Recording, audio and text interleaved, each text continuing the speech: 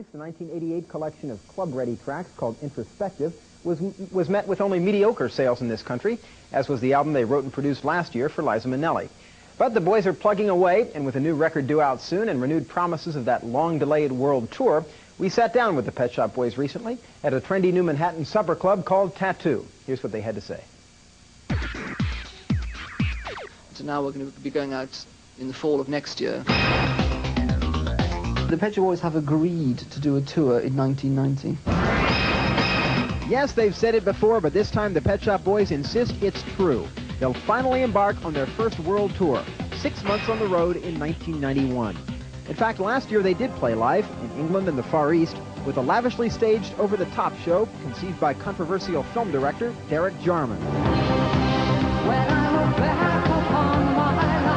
I think although the show was really quite different from what you'd normally see, and it was quite a bit different from a show like Madonna's even, which tends to be kind of like a Broadway show. Ours was more kind of sort of left field, a bit more arty and darker than that. So I think we're going to take it even further in that direction.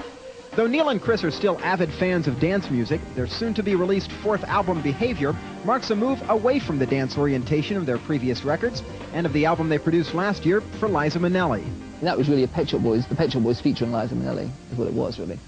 And with Losing My Mind and Love Pains and a couple of others, it had a lot of up dance tracks.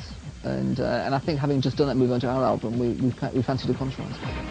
Looking for a warmer, less sample-heavy feel on the new album, the guys say they found it by recording in Germany with producer and techno whiz Harold Faltermeyer. We wanted someone who could program the old analog synthesizers, like in a Giorgio Moroder kind of way.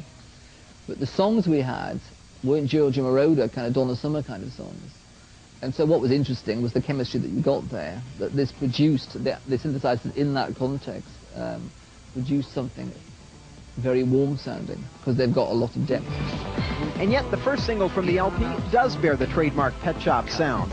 It's a song dealing with fidelity, or the lack thereof, titled So Hard.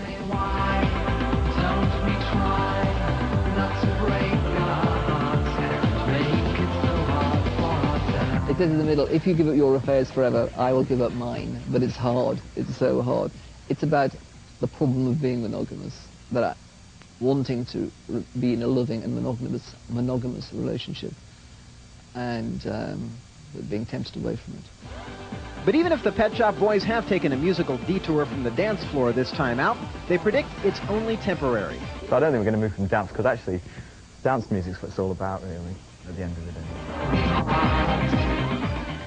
Pet Shop Boys, their latest single, So Hard, is out this week, and you can look for the release of the new album, Behaviour, at the end of October.